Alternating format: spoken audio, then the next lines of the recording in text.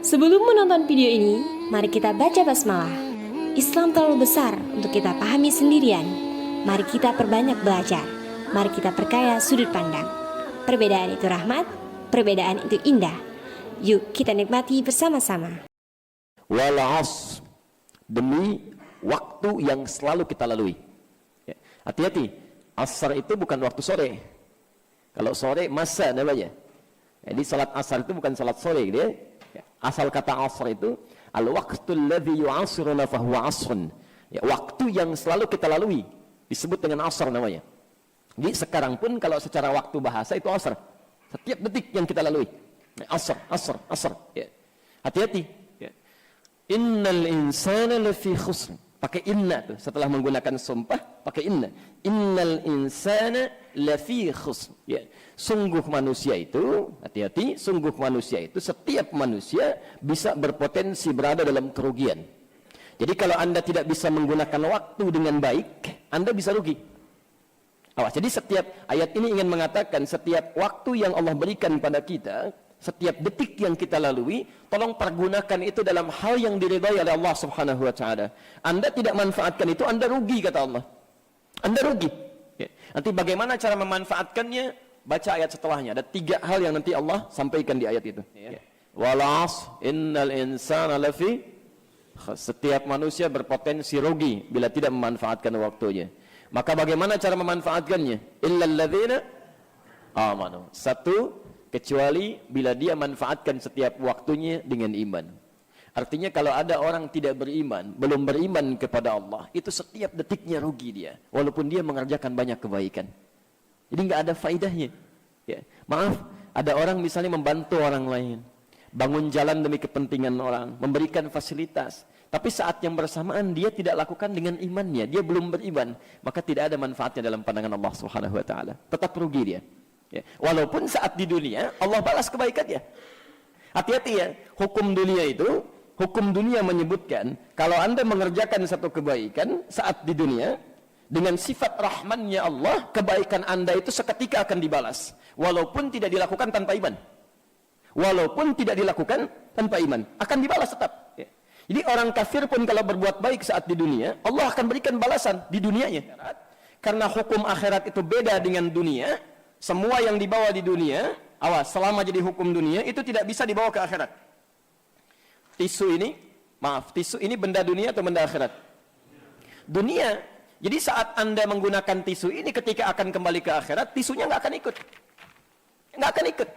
Ya. Demi Allah saya katakan, ya maaf ya, sekhusyuk-khusyuknya Anda dalam berdoa sampai pakai tisu itu, ya, itu tisunya jangankan saat ke akhirat lah, ke alam kubur aja nggak akan ikut. Ya. Apa yang bisa membawa Anda dengan tisu itu menjadi bagian dari bekal untuk dibawa pulang? Bismillah. Anda gunakan. Ya. Bismillah Anda minum. Bismillah Anda gunakan telepon itu. Bismillah Anda gunakan kendaraannya. Kalimat itu yang ketika dikerjakan itu yang bisa membawa setiap kegiatan kita menjadi bekal ke akhirat. Kalimat itulah yang disebut dengan kalimat iman sehingga menjadi amal saleh. Jelas di sini? Jadi kalau ada orang-orang tidak beriman selama hidupnya, itu semua pekerjaannya rugi. Faja'alnahu haba'an manthura. Di akhirat karena tidak ada bekal iman, maka Masya Allah digugurkan oleh Allah seperti debu-debu yang berterbangan. Ini indah kalimatnya. Kalau debunya nempel, itu masih bisa ditimbang. Kalau debunya nempel masih ngumpul. Tapi kalau debunya terbang, bagaimana cara menimbangnya? Ini bahasa kiasan yang sangat indah. Itu sebetulnya kata Allah ada amalnya, cuman sayang karena dia nggak beriman, tapi amalnya jadi terbang-terbang semua tuh, nggak ada nilainya. Oke. Maka kita doakan orang-orang yang belum mendapat hidayah, yang belum mau beriman itu, setiap hari kita coba doakan. Kalau ada di sekitaran kita, tetangga kita, mintakan ya Allah, ya. Jangan banyak dicela. Barangkali dititipkan oleh Allah kepada Anda menjadi tetangga supaya bisa Anda terus doakan dan tampilkan dakwah Islam dengan akhlak yang baik. Ya, jelas ya? Ini bagian pertama. Saya berikan rumus cepat ya. Kalau ada orang bertanya, kenapa orang Islam misal yang telah beriman tapi melakukan perbuatan buruk selama hidupnya masih berpeluang masuk surga? Sedangkan orang-orang yang tidak beriman, yang baik selama hidup di dunianya, kok diancam dengan neraka? Ada yang bertanya di mana letak keadilan Allah? Anda jawab dengan ayat tadi. Sesungguhnya disinilah letak keadilan Allah. Sangat adil. Karena dia berbuat baik dalam urusan dunianya, maka Allah balas semua kebaikannya saat dia berada di dunia. Cuma karena dia tidak melakukannya dengan imannya, sedangkan hukum akhirat mesti menggunakan iman, maka kebaikan yang ia kerjakan tidak bernilai saat di akhirat nanti. Dia lulus ujian dalam aspek yang lain, tapi tidak lulus dalam ujian keimanannya. Jelas ya? Sedangkan orang yang beriman sekalipun pernah mengerjakan amalan-amalan keburukan, karena dia pernah mengerjakan amalan kebaikan dengan imannya, maka keburukan-keburukan ini dihisab oleh Allah Subhanahu wa taala. Bila tersisa kebaikannya, kebaikan ini yang bisa mengantarkan dia ke alam surga nanti. Jelas ya? Baik, satu itu. Illal ladzina amanu. Ternyata tidak cukup sampai sini. Orang beriman saja tidak cukup bisa mengantarkan dia ke dalam surga, dan belum tentu dia beruntung. Maaf. Ada orang yang sudah beriman kemudian menjadi Islam, tapi ternyata di akhirat nanti ada sebagian mereka yang masuk ke dalam neraka, padahal ahli salat tuh, ahli salat ya. Mohon izin, bahkan ada yang ditanya pada saat itu disebut orang-orang yang rugi. Diturunkan ayat di surah Al-Maun itu ya, fawailul lil musallin, celaka orang-orang yang salat. Jadi ada orang salat masih celaka, apalagi yang enggak salat. Awas, ada orang salat masih celaka, apalagi yang tidak salat. Karena itu bagi orang-orang yang tidak beramal baik walaupun sudah beriman, itu lebih kecelakaannya. Karena itulah kemudian setelah kalimat yang menggunakan kata iman, ditambah tidak cukup dengan beriman saja. Karena syarat masuk surga tidak cukup dengan iman, tapi mesti membuktikan amalnya lewat kebaikan-kebaikan yang bisa dikerjakan. Illal ladzina amanu wa amilus shalihat. Jadi kalau kita sudah beriman, itu pun belum aman. Coba siapkan amalan kebaikan apa yang bisa kita kerjakan. Ya, mohon izin ya, mumpung masih subuh suasananya ini. Jadi tolong biasakan sunnah-sunnah yang dulu seringkali dikerjakan oleh sahabat-sahabat Nabi. Selevel Abu Bakar masih mengerjakannya. Jadi kalau sudah muncul waktu subuh, itu sahabat-sahabat Nabi itu sudah punya program, Pak, Bu. Kebaikan apa yang akan dikerjakan pada hari ini? Jelas rencananya. Sodakohnya akan ke sini, infaknya akan ke sini, sholatnya ini loh, jadwal sholat dalam sehari itu seperti ini, sunnahnya ini nggak boleh tertinggal, baca Qurannya sekian ayat, yang dihafalkan sekian ayat. Saya mau tanya pada Anda untuk hari ini saja, berapa ayat Anda ingin baca Al-Quran? Berapa ayat hari ini yang akan Anda hafalkan Qurannya? Ya, berapa yang Anda ingin sodakohkan pada hari ini? Kemana Anda akan berinfak pada hari ini? Abu Bakar yang dengan lisan Nabi SAW terjamin surganya, yang pahanya tidak sebanding dengan amalan umat manusia, Masya Allah, itu masih merencanakan amalannya. Kita yang belum jelas surganya sampai dengan subuh ini, seharusnya lebih serius menyiapkan amalan dalam pandangan Allah Subhanahu wa taala. Ya. Dan yang ketiga, watawassaw bil haq watawassaw sabr. Dan dalam rangka mengerjakan amal saleh ini, selalulah kita saling mengingatkan satu dengan yang lainnya. Jangan soleh sendirian. Ya. Ayah bangun tahajud, coba rencanakan dengan istrinya. Ya, berikan kesempatan pada anak-anaknya.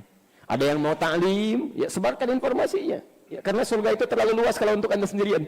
Ya, sebarkan dan sabar dalam menjalaninya, karena tidak mudah untuk konsisten dalam mengerjakannya. Ya, semoga Allah menolong kita untuk bisa memaksimalkan 3 hal tadi. Lulusan SD. Kemudian saya tanya, kalau orang tuamu melihat kamu tidak menggunakan waktu dengan baik, kira-kira marah atau enggak? Menegur atau enggak? Ternyata semua mengatakan menegur. Nah, di situ saya mendapatkan kesempatan untuk memberi perspektif dengan lebih mudah. Saya mengatakan bahwa orang yang tidak berpendidikan saja atau berpendidikan rendah saja tahu bahwa kalau ada orang yang tidak memanfaatkan waktu, maka ya akan merugi. Artinya apa? Enggak perlulah dibahas oleh Al-Quran gitu kira-kira. Ya. Assalamualaikum warahmatullahi wabarakatuh. Pada kesempatan ini saya ingin menyampaikan penekanan sedikit pada satu surat di dalam juz amma yang ini menurut saya banyak sekali disalahpahami oleh banyak orang, termasuk para aktivis Islam. Kalau saya tanya, kenapa di dalam surat ini manusia disebut sebagai dalam keadaan rugi? Itu jawabannya hampir seluruhnya adalah karena tidak memanfaatkan waktu. Nah, kita baca nih sekarang. Jadi di dalam ayat ini, di dalam surat ini ada 2 perspektif yang ingin saya sampaikan. Yang pertama soal cara membaca.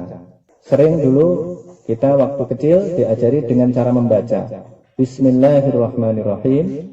Wal asri innal insana lafi khusrin illal ladzina amanu wa amilus solihati wa tawasaw bil haqqi wa tawasaw bis sabr. Ini boleh dibaca dengan cara begini, tetapi yang paling pas sesuai dengan konteks masyarakat Arab pada saat itu, membacanya harus dihentikan pada setiap ayatnya, karena dengan begitu nanti akan kelihatan bahwa ayat-ayat ini berhenti pada huruf R. Wal asr innal insana lafi khusr illal ladzina amanu wa amilus solihati wa tawasaw bil haqqi wa tawasaw bis sabr. R semua belakangnya. Ini karena pada saat itu masyarakat Arab pra-Islam adalah masyarakat yang gila sastra. Mereka adalah orang-orang yang memiliki kemampuan bersyair yang sangat tinggi, dan karena itu maka Allah Subhanahu wa taala menurunkan Al-Qur'an dengan nilai sastra yang melampaui itu. Maka Al-Qur'an menjadi mukjizat. Mukjizat itu artinya adalah mengalahkan, melemahkan. Ajaza yu'jizu mukjizatan. Ya.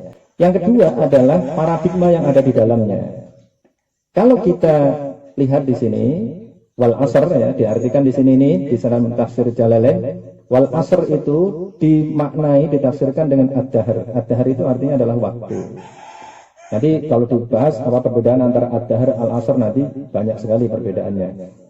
Atau ma ba'das zawali ilal ghurub, yaitu waktu sesudah tergelincirnya matahari ke barat. Au salatil asri, atau yang dimaksudkan adalah salat asr. Nah, oke. Kemudian innal insana lafi khusr. Ini poinnya.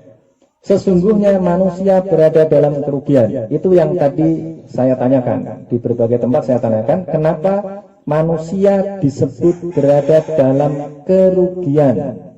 Nah, rata-rata menjawab bahwa berada dalam kerugian karena manusia tidak menggunakan waktu dengan baik. Nah, gitu. Tadinya saya kesulitan untuk meluruskan pandangan ini. Kenapa begitu? Karena seolah-olah juga masuk akal kalau orang tidak menggunakan waktu maka dia akan merugi. Tetapi apakah seremeh itu gitu Al-Qur'an? Saya kira tidak gitu. Maka kemudian saya cari caranya. Saya cari caranya dengan cara apa? Saya menanyakan, orang tuamu lulusan apa? Pendidikan apa? Nah, alhamdulillah beberapa ada yang menjawab sarjana, tetapi kebanyakan menjawab anak orang tua yang lulusan SMA, ada yang SMP, ada yang SD. Ternyata banyak juga yang menjawab lulusan SD. Kemudian saya tanya, kalau orang tuamu melihat kamu tidak menggunakan waktu dengan baik, kira-kira marah apa enggak? Menegur atau enggak? Ternyata semua mengatakan menegur. Nah, di situ saya mendapatkan kesempatan untuk memberi perspektif dengan lebih mudah. Saya mengatakan bahwa orang yang tidak berpendidikan saja atau berpendidikan rendah saja tahu bahwa kalau ada orang yang tidak memanfaatkan waktu maka ya akan merugi. Artinya apa? Enggak perlulah dibahas oleh Al-Quran gitu kira-kira. Ya. Maka pasti ada sesuatu yang berbeda. Kenapa manusia disebut dalam kerugian ini? Bukan hanya karena dia menyia-nyiakan waktu, bahwa ada kaitannya dengan waktu. Saya yakin iya, karena ini ada urutannya. Ada setelah al-asr disebut dengan waktu, kemudian innal insana lafi khusr. Bahkan lebih dari itu, walaupun orang sudah memanfaatkan waktu dengan baik, tetapi tidak memenuhi kualifikasi yang ada di sini, maka dia akan menjadi rugi. Nah gitu. Karena dia sudah memanfaatkan waktu dengan baik, mestinya dia beruntung, tetapi tidak memenuhi kualifikasi yang ada di sini, maka menjadi rugi. Apa itu kualifikasinya? Nah di sini dikecualikan kan? Berarti ini harus menjadi kualifikasi, menjadi kualitas yang dimiliki oleh kita semua agar kita tidak termasuk orang yang rugi. Yaitu illal ladzina amanu, kecuali orang-orang yang beriman. Nah ini masalahnya, kita nanti juga akan berhadapan dengan orang-orang yang beriman tapi imannya tidak sesuai dengan yang diinginkan oleh Al-Quran. Misalnya Kalau kita lihat secara faktual, ada banyak sekali sistem kepercayaan, ada banyak sekali agama. Nah, agama itu memiliki konsepsi kepercayaan yang berbeda-beda, konsepsi imannya berbeda-beda. Ada yang beriman kepada satu Tuhan, ada yang beriman kepada 3 Tuhan, ada yang beriman kepada 4 Tuhan, ada yang beriman kepada yang lain-lain. Ya. Padahal logikanya simpel, kalau ada 2 atau lebih hal yang berbeda, maka kemungkinannya ada berapa? Kemungkinannya hanya 2. Yang pertama adalah semuanya salah atau salah satu saja yang benar. Nah, begitu. Nah, ini harus kita pegang kuat logika ini, ya. Kalau ada 2 atau lebih hal yang berbeda, maka kemungkinannya hanya 2. Satu, semuanya salah, atau salah satu saja yang benar. Nah, berarti kalau kita gunakan ini, logika ini dalam konteks agama, maka ada banyak agama, ya. Karena itu kemungkinannya hanya 2. Semua agama itu salah, atau salah satu saja yang benar. Nah, karena kita sudah meneliti, kita sudah membandingkan antar agama-agama itu, saya membandingkan antara Islam, agama-agama yang lain, konsepsi kepercayaannya, kemudian saya memilih Islam sebagai agama saya. Bahwa dulu saya beragama sesuai dengan agama orang tua saya, itu iya. Tapi kemudian saya kira-kira mulai tahun 2000 itu melakukan pencarian, dan agak lama itu, cukup lama ya, kira-kira sampai tahun 2006 saya kemudian meyakini bahwa Islam adalah agama yang benar. Itu sudah saya tulis tuh, ada argumennya ya. Ada tulisan saya 4 argumen rasional ya, argumen rasional percaya kepada Al-Quran. Jadi Al-Quran itu sudah menunjukkan kebenarannya. Nah, Islam ini adalah satu-satunya agama yang benar. Nah, Islam memiliki konsepsi kepercayaan. Islam memiliki konsepsi iman. Imannya bagaimana? Nanti. Nah, ini kenapa disebut sebagai rugi, tadi kembali lagi ke situ. Itu dijelaskan di dalam surat Al-Kahfi. Silakan dibuka langsung. Ayat 103. Ayat 103 surat Al-Kahfi, halaman terakhir, mengatakan bahwa ini agar kita menjadi jelas ya, kita mendapatkan kejelasan bahwa ayat di surat Al-Asr ini dijelaskan sendiri oleh Al-Quran di surat Al-Kahfi ayat 103. Qul hal nunabbi'ukum bil akhsarina a'mala alladzina dhalla sa'yuhum fil hayatid dunya wa hum yahsabuna annahum yuhsinuna sun'a. Ulaika alladzina kafaru bi ayati rabbihim wa liqa'ihi fahabitat a'maluhum fala nuqimu lahum yaumal qiyamati wazna. Nah, di situ dijelaskan dengan sangat tegas bahwa qul, katakan Muhammad, hal nunabbi'ukum, bolehkah kami memberikan penjelasan kepada kalian bil akhsarina a'mala, terhadap orang-orang yang rugi amalnya, sudah beramal tapi rugi gitu. Nah, itu tadi itu berarti kalau kita beramal ada variabel waktu di situ. Jadi sudah memanfaatkan waktu justru malah di situ. Tapi kemudian dia mendapatkan kerugian. Kenapa? Di situ disebutkan alladzina dhalla sa'yuhum fil hayatid dunya, yaitu orang-orang yang dhalla itu artinya apa? Dhalla itu artinya sia-sia atau sesat artinya aslinya. Kalau sesat hilang, kalau hilang ya sia-sia gitu jadinya. Alladzina dhalla sa'yuhum fil hayatid dunya, di dalam dunia ini, di dalam kehidupan dunia ini, wa hum yahsabuna annahum yuhsinuna sun'a, tetapi mereka menduga, menyangka bahwa mereka telah berbuat baik.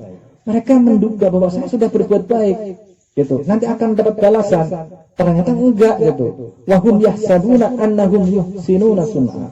Siapa itu? Ulaikal ladzina kafaru bi ayati rabbihim. Mereka itu adalah orang-orang yang kafir atau ingkar, di sini artinya konteksnya ingkar kepada ayat-ayat Tuhan mereka, waliqaihi, dan bertemu dengan Rabbihim, dengan Tuhan mereka itu tadi, Nah, kalau mereka ingkar kepada ayat-ayat Tuhan dan ingkar juga kepada pertemuan dengan Allah, ingkar kepada akhirat berarti, maka fahabitat a'maluhum. Loh, ini pernyataan Al-Quran ini. Maka habitat a'maluhum, terhapus amal-amal mereka tadi itu, tidak ada nilainya. Sudah beramal baik, maka tapi kemudian terhapus. Fahabitat a'maluhum. Kenapa kok jadi begitu? Fala nuqimu lahum yaumal qiyamati wazna. Maka tidak ditimbang kemudian. Mereka sudah beramal baik, mestinya ada nilainya, tetapi kemudian tidak ditimbang oleh Allah. Tetapi mereka menduga bahwa mereka telah berbuat baik. Nah, ini perspektifnya begitu ya. Maka di ayat yang lain, surat apa ini? Surat Ali Imran misalnya. Wa may yabtaghi ghairal islami dinan fala yuqbala minhu wa huwa fil akhirati minal khosirin. Nah, itu nyambung lagi, ada kata-kata khosirin, berarti orang yang merugi. Tadi itu innal insana lafi khusr, sekarang minal khosirin. Wa may yabtaghi, halaman terakhir juz 3 ya. Wa may yabtaghi, dan barang siapa mengambil ghairal islami, selain Islam, dinan sebagai agama, fala yuqbala minhu, maka tidak akan diterima. Wa huwa fil akhirati minal khasirin. Di sini disebutkan lagi di mananya mereka ini menjadi orang yang rugi, ya. Wa huwa fil akhirati minal khasirin, dan dia di akhirat termasuk orang-orang yang merugi. Logikanya gimana? Mungkin di dunia mereka masih mendapatkan sesuatu, mendapatkan kehormatan dan lain sebagainya, tetapi di akhirat pasti rugi. Nah, gitu. Tetapi yang ini saya tekankan di sini adalah bahwa Al-Asr ini baru kita bisa pahami dengan baik kalau kita menginterkoneksikan ayat-ayat yang ada di surat Al-Asr ini dengan surat Al-Kahfi dan surat Ali Imran setidaknya. Kalau tidak begitu, maka jawabannya nanti jadi kemana-mana. Tapi kalau kita hubungkan dengan surat Al-Kahfi dan surat Ali Imran, maka jawabannya jadi pasti. Jadi yang dimasukkan oleh Allah adalah orang yang beramal baik, tapi kemudian amal baiknya itu enggak dihitung oleh Allah. Karena apa? Karena enggak beriman. Maka di sini yang menjadi variabel penting agar orang tidak merugi adalah beriman, gitu. Masalahnya tadi itu, imannya ini bagaimana? Apakah imannya benar atau salah? Kalau salah, maka akan jadi merugi. Nah, sekarang kita kaji bagaimana iman yang benar itu. Iman yang benar adalah iman yang sesuai dengan konsepsi Islam. Kalau iman Islam itu apa? Rukun iman ada 6. 1. Iman kepada Allah, iman kepada malaikat Allah, iman kepada kitab-kitab Allah, iman kepada rasul-rasul Allah, iman kepada hari kiamat, iman kepada qada dan qadar. Itu berasal dari mana konsepsi itu? Berasal dari hadis, kalau itu jelas itu ya, yang malaikat Jibril datang kepada Nabi Muhammad kemudian menanyakan tentang apa itu iman, apa itu Islam, apa itu ihsan. Nah, di dalam Al-Quran juga ada penjelasannya secara detil ya, tidak sedetil, tidak urut seperti yang ada di hadis tadi, tetapi juga memberikan pengertian tentang konsepsi yang komprehensif. Misalnya coba lihat di juz 6 ya. Juz 6 kita lihat, halaman pertama. Itu ayatnya jelas sekali. Innal ladzina yakfuruna billahi wa rusulihi wa yuriduna ay yufarriqu bainallahi wa rusulihi wa yaquluna nu'minu bi ba'din wa nakfuru bi ba'din wa yuriduna ay yattakhidhu baina dzalika sabila. Ulaika humul kafiruna haqqo. Nah, di sini dikatakan bahwa innal ladzina yakfuruna billahi wa rusulihi, sesungguhnya orang-orang yang ingkar kepada Allah dan Rasulnya. Berarti kriteria orang beriman itu nomor satu apa? Harus beriman kepada Allah dan Rasulnya kalau di sini gitu. Ya, karena di sini disebutkan innal ladzina yakfuruna billahi wa rusulihi. Kriterianya harus beriman kepada Allah. Kriteria beriman pada Allah itu bagaimana? Kalau dalam konsepsi Islam, Konsepnya harus tauhid. Di mana kita bisa tahu? Satu, konsep tauhid kita itu ada di doktrin atau kalimat tauhid la ilaha illallah gitu. Kalimat yang digunakan di situ terdiri atas penafian dan penegasan atau penetapan, ya, penetapan yang pasti. Terdiri dari peniadaan la ilaha dan illallah. La ilaha itu berarti peniadaan. Kemudian illallah. Saya sering mengatakan ini, ya. Tidak, ya, kalimatnya itu bukan Allahu ilahi, bukan. Bukan Allah adalah Tuhanku. Kalimat Allah adalah Tuhanku itu masih bisa berlanjut. Allah adalah Tuhanku, yang lain juga Tuhanku.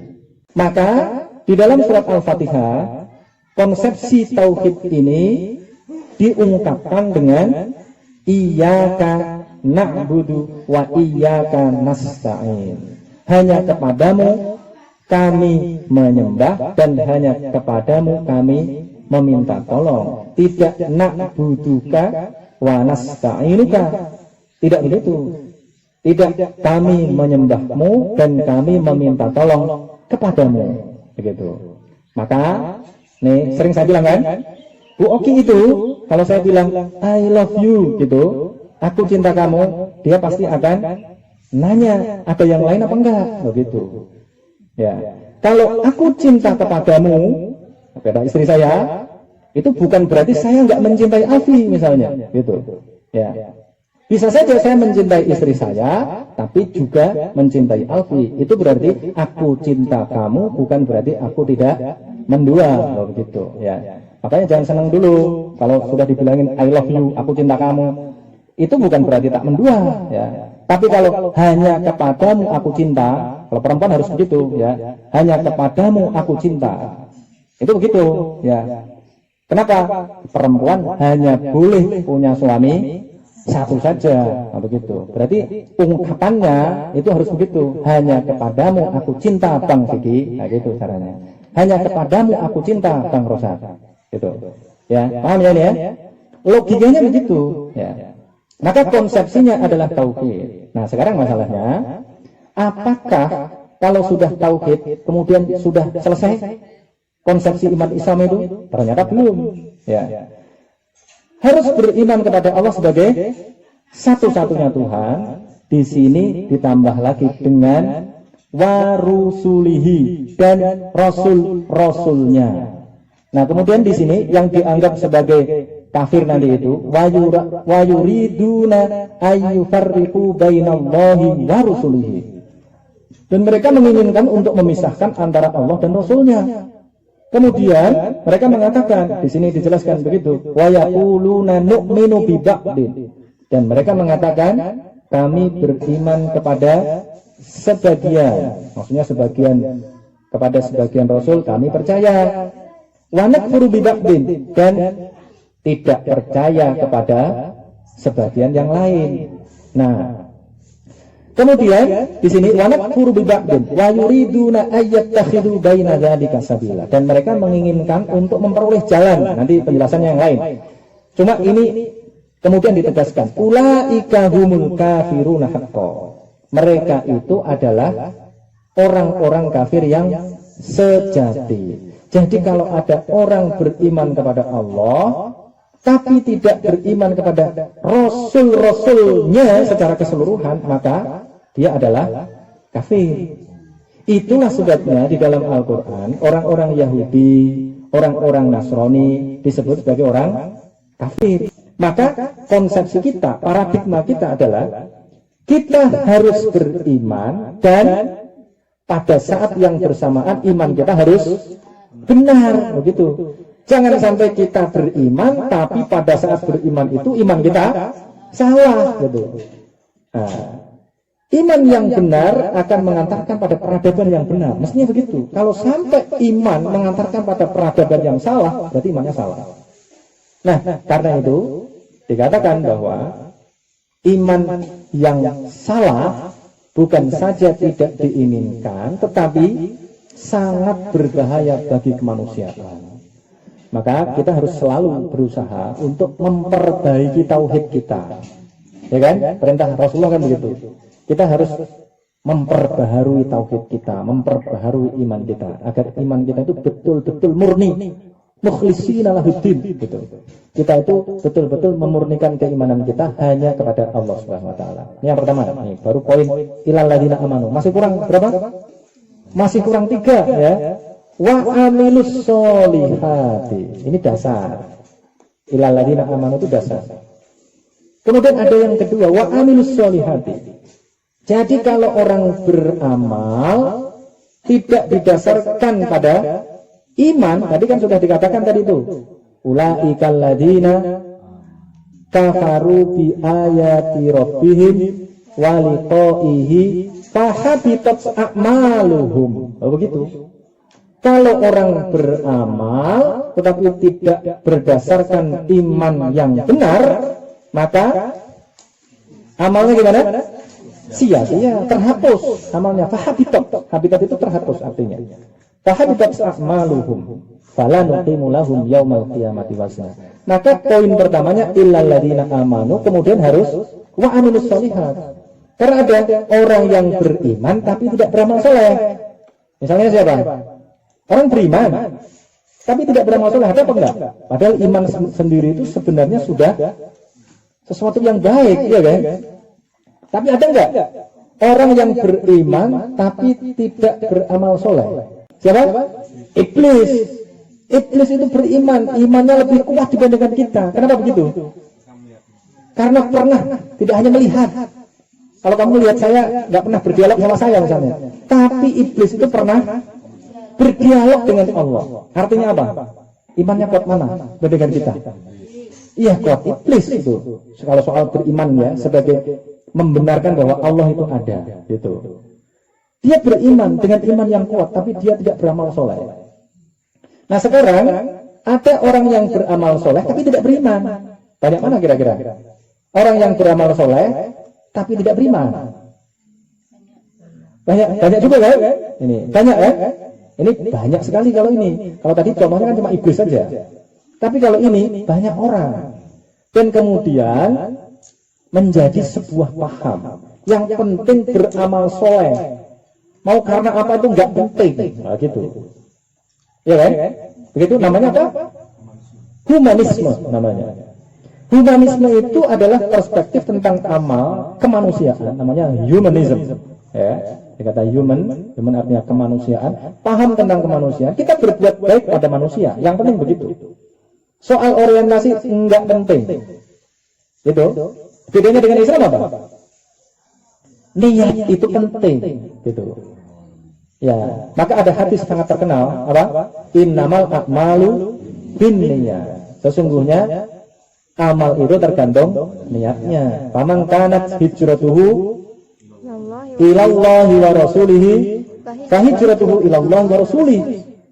Maka barang siapa hijrahnya itu karena Allah dan Rasulnya, maka hijrahnya itu karena Allah dan Rasulnya. Ada nilainya gitu.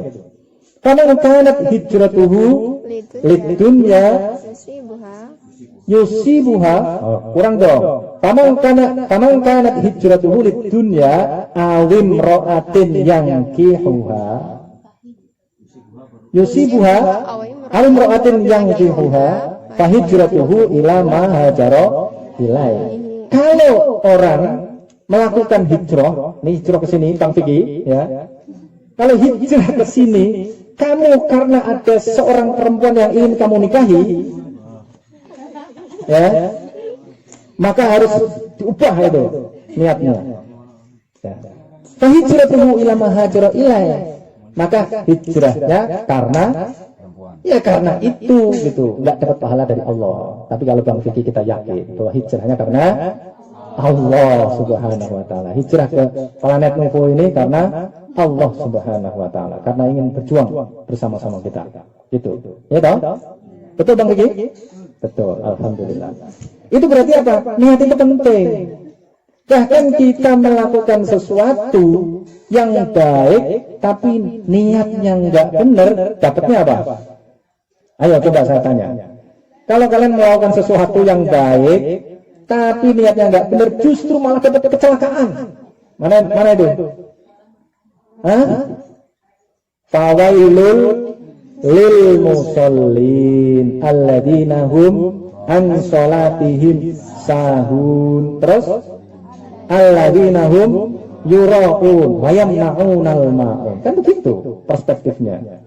Jadi kalau humanisme enggak penting, humanisme tidak menganggap niat itu penting, tetapi di dalam Islam penting sekali. Orang yang sholat tapi bukan karena Allah, wailun dapatnya. Wailul lil musallin alladzina hum an sholatihim sahun. Lupa pada Allah. Artinya apa? Orientasinya bukan Allah. Alladzina hum yura'un, memberikan sesuatu bukan karena Allah, berinfak bukan karena Allah, itu dianggap sebagai fata morgana. Maka di ayat yang lain, ya nanti pada kesempatan yang lain kita kaji. Walladzina kafaru a'maluhum kasarabin biqi'atin yahsabuhu dzam'anu ma'a. A'maluhum di sini tentu saja adalah amal yang baik. Orang-orang kafir itu amal-amal mereka seperti fata morgana. Surat apa ini? Surat apa ini? Surat An-Nur ayat berapa? Surat An-Nur ayat, cari segera. Orang-orang kafir, amal-amal mereka itu seperti fata morgana, kasarobin, biqi'atin, di tanah yang datar. Yahsabuhum dzam'anu ma'a, nyambung lagi tadi itu, ya. Yahsabuna annahum yuhsinuna sun'a di Al-Kahfi tadi itu. Nah ini, ya, yahsabuhum dzam'anu ma'a. Yang orang-orang apa? Orang-orang yang dahaga itu mengira bahwa itu ada air, padahal nggak ada air gitu. Itu namanya fata morgana. Jadi amal mereka itu diibaratkan. Ini bahasa Al-Quran yang tadi saya katakan. Bahasa Al-Quran itu adalah bahasa yang sangat indah.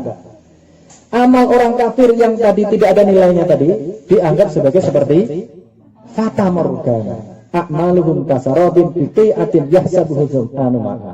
Maka humanisme itu adalah paham yang tidak ada nilainya di sisi Allah Subhanahu wa taala. Nah, Al-Qur'an punya konsepsi tentang kemanusiaan. Kemanusiaan itu penting, tetapi kemanusiaan itu harus didasarkan kepada keimanan yang benar kepada Allah Subhanahu wa taala. Maka di dalam Al-Qur'an dikatakan bagaimana?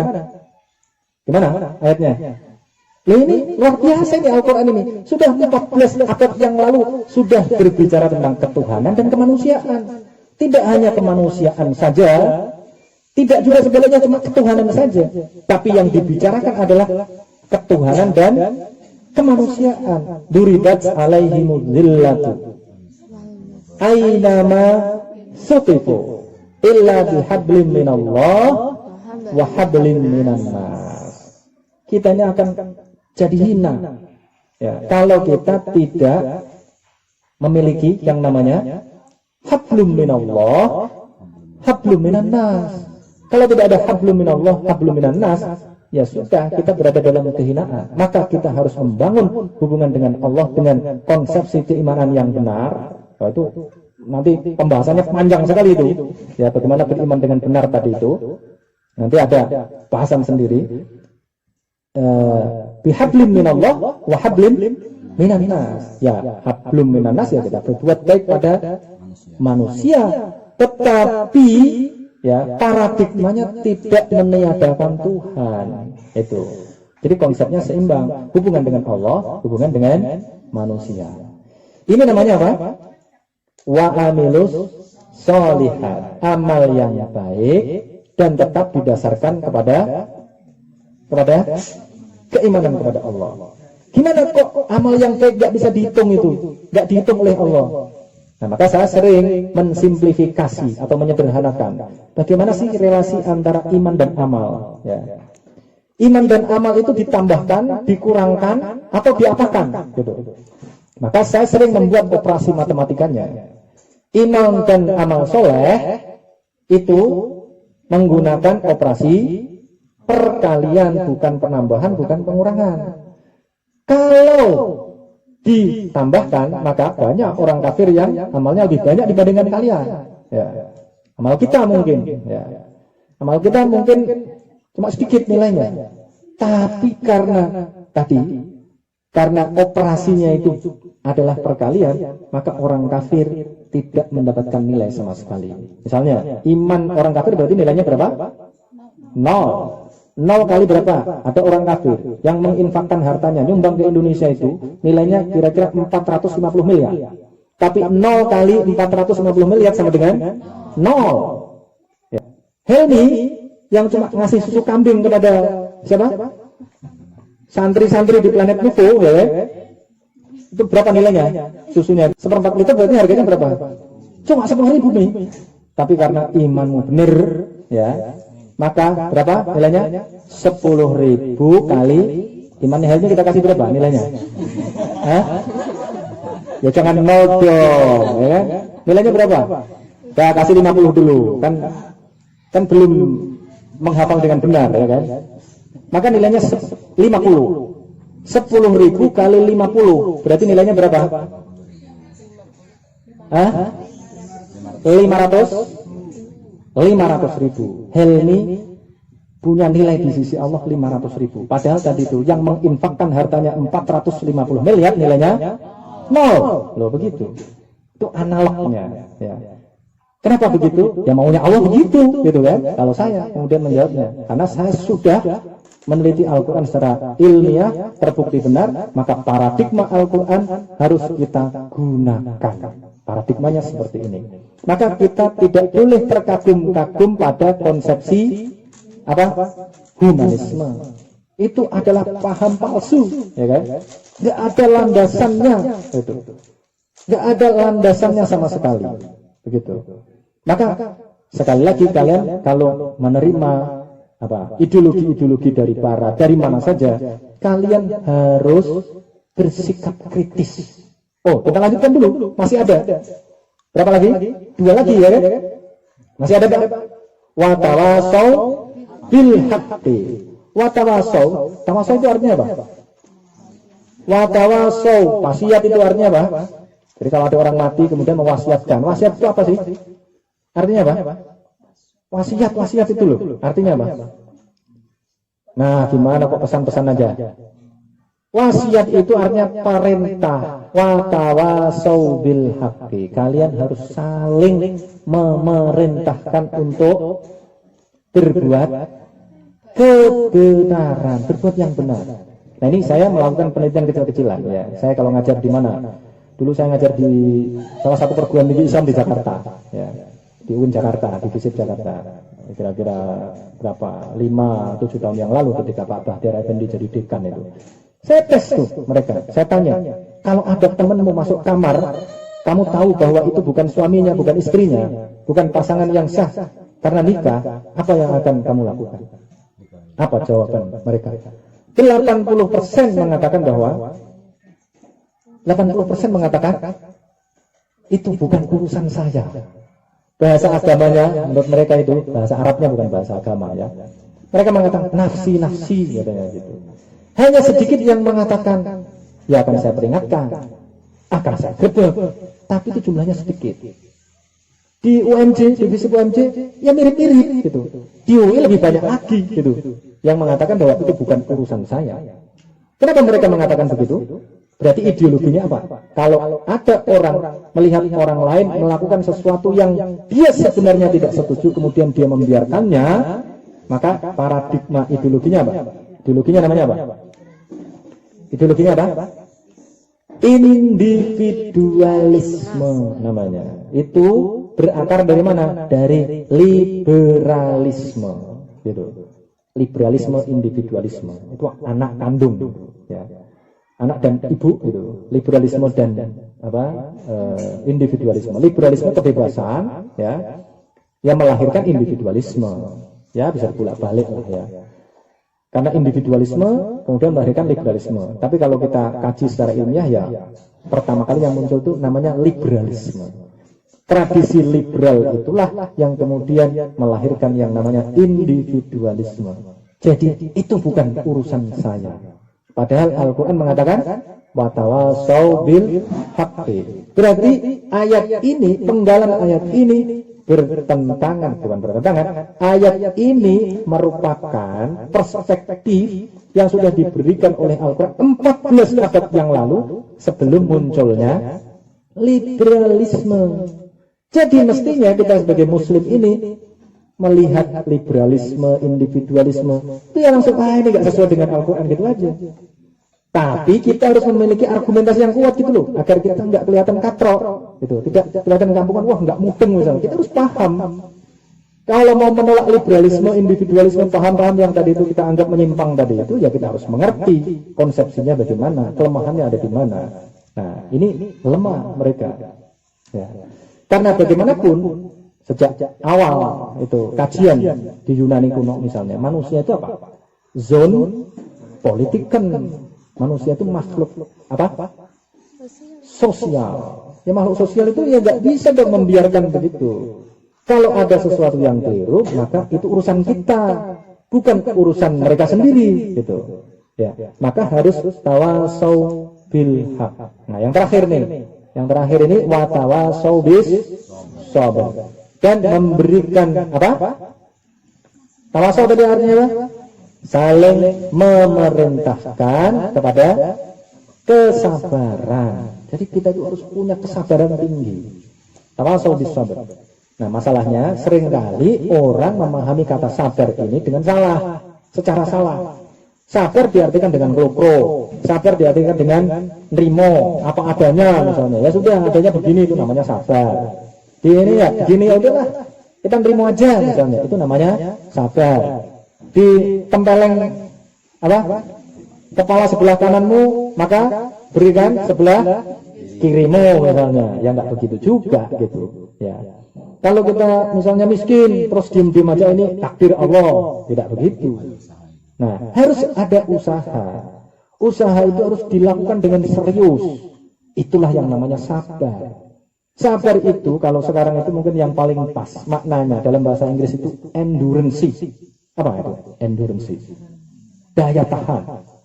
Kenapa? Di dalam banyak kamus itu, terutama kamus yang besar-besar itu, dijelaskan bahwa sabar itu digambarkan sebagai tindakan orang menaiki puncak bukit, tetapi untuk sampai ke puncak bukit itu dia harus melewati jalan setapak ini. Ingat-ingat, jalan setapak.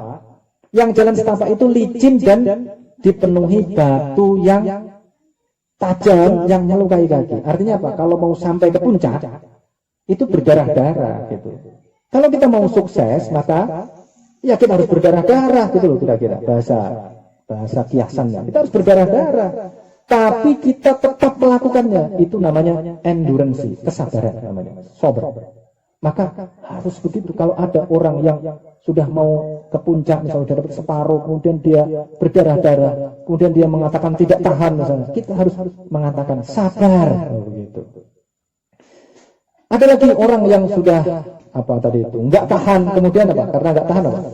Bunuh diri misalnya, putus asa. Nah ini nggak ada nama ideologinya, tetapi tindakan-tindakan yang menunjukkan keputusasaan itu sering kita lihat. Misalnya di mana? Di Jepang, di Korea, Jepang gitu. Ya, walaupun niatnya baik sebenarnya, orang malu, kemudian karena malu dia bunuh diri misalnya. Ya. Kalau dalam Islam, di dalam Al-Quran, ya, konteksnya ini dalam Al-Quran, bunuh diri itu adalah software lama. Di mana itu? Mana? Bunuh diri ada di mana? Di Al-Baqarah. Umat siapa? Umat Nabi Musa. Wa idh qala Musa liqaumihi ya qaumi innakum dzalamtum anfusakum bittikhadikumul ajla fatubu ila bari'ikum faqtulu anfusakum. Bunuh diri itu. Untuk menebus dosa itu mereka harus membunuh diri mereka sendiri. Kalau di dalam tafsir ini dijelaskan bahwa bunuh diri itu maksudnya membunuh diri sendiri. Ada yang mengatakan saling bunuh. Berarti kan mereka sendiri yang membunuh gitu maksudnya. Tapi teknisnya itu diperdebatkan di dalam tafsir. Nah, Al-Quran tidak mengajarkan bunuh diri, malah melarang wala tulqu bi aidikum ila tahluka. Jangan menjerumuskan dirimu sendiri pada kerusakan. Kerusakan itu halaka itu sering diartikan dengan kematian. Mati halaka itu artinya. Nah, di dalam hadis juga ada seorang yang dia itu luar biasa. Ini tentara yang luar biasa. Tentara ini kalau sudah perang itu, waduh luar biasa. Dia memiliki prestasi yang luar biasa. Sampai prestasi itu berarti mengalahkan musuh-musuhnya, bunuh musuh-musuhnya. Sampai sahabat-sahabat yang lain mengatakan, wah ini ahli surga. Gitu. Rasulullah kemudian mengatakan tidak, dia ahli neraka. Gitu. Karena sahabat-sahabat ini heran, kok ada orang begini tapi oleh Rasulullah dikatakan ahli neraka. Gitu. Maka kemudian diikuti. Ini gimana orang sehebat ini kok dikatakan sebagai ahli neraka? Ternyata apa? Ternyata, nanti coba dicek lagi hadisnya ya. Hadis ini coba dicek lagi. Kemudian ternyata ketika dia perang, itu dia terluka, lukanya parah sekali. Nah kemudian dia nggak tahan, kemudian bunuh diri. Oh ternyata dia bunuh diri. Mestinya dia punya endurance, daya tahan, karena itu adalah ujian. Maka ya tadi itu benar bahwa as-sabr itu artinya adalah daya tahan. Jadi kalau ada orang misalnya korupsi misalnya, kemudian diduga korupsi, tersiar di media, kemudian dia bunuh diri, itu bukan perbuatan yang baik. Yang baik adalah dia kemudian kooperatif, ya. Kemudian di penjara, misalnya dihukum apa saja dia terima, dia jalani dengan kesabaran, dia bertobat. Nah itu namanya endurance. Karena apa? Dia menahan rasa malu. Kalau punya malu ya kan? Maka al-haya minal iman. Malu adalah bagian dari iman, walaupun konteksnya beda ya. Nah ini berarti bertahan. Kalau ada orang mampu menjalani hukumannya dengan rasa malunya, misalnya dia malu sekali dan kemudian bertobat kepada Allah, maka tentu saja insya Allah Allah akan menerima tobatnya. Nah ini kan nggak ada ini ya, paradigma ideologinya, namanya nggak ada. Ideologi apa itu? Yang ini, yang bertentangan dengan kesabaran ini. Ada prakteknya, tapi kita nggak tahu nama ideologinya. Ya mungkin namanya harakiri misalnya, ya kan? Bunuh diri, harakiri itu. Tapi harakiri itu konteksnya beda loh ya. Mereka tidak, sebenarnya bukan karena putus asa, tapi karena hal yang lain. Tetapi karena apapun, bunuh diri di dalam Islam itu nggak boleh. Tapi juga banyak, misalnya di Korea itu kan banyak orang yang putus asa, kemudian bunuh diri. Sekali lagi, di dalam Islam itu tidak diizinkan. Jadi, mulai dari mana? Alladzina amanu. Dari amanu yang pertama iman, kemudian amal, kemudian tawasau bil haq, tawasau bis sabr. Itu merupakan paradigma ideologis yang luar biasa. Yang semua kalian itu harus memahami dengan baik. Jadi ini Pak Kepala Sekolah ya, nanti itu anak-anak mulai diajari agar dari awal, dari kecil mereka sudah mulai bisa mengikuti bahwa mereka punya paradigma ideologis yang benar ya, berdasarkan Al-Quran.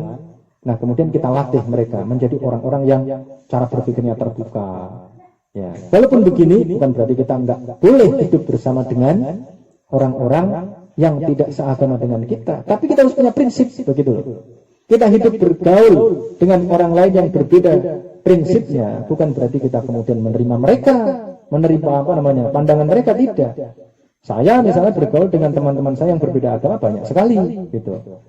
Tetapi bukan berarti saya kemudian juga percaya bahwa mereka memiliki agama yang benar. Justru karena itulah kita memiliki kewajiban dakwah. Maka agama kita ini disebut sebagai agama dakwah karena memang perintahnya adalah perintah dakwah gitu. Kita diperintahkan untuk mendakwai orang-orang yang memiliki paradigma yang keliru. Saya kira itu ya. Ini satu surat aja sudah berapa jam dari ini? 1,5 jam. Ya, nanti kita lanjutkan lagi ya. Kita akhiri dulu. Mau makan sore dulu? Makan dulu? Alhamdulillah. Kita akhiri sekian dulu. Nanti kita lanjutkan lagi. Wabillahi taufiq wal hidayah. Wassalamualaikum warahmatullahi wabarakatuh.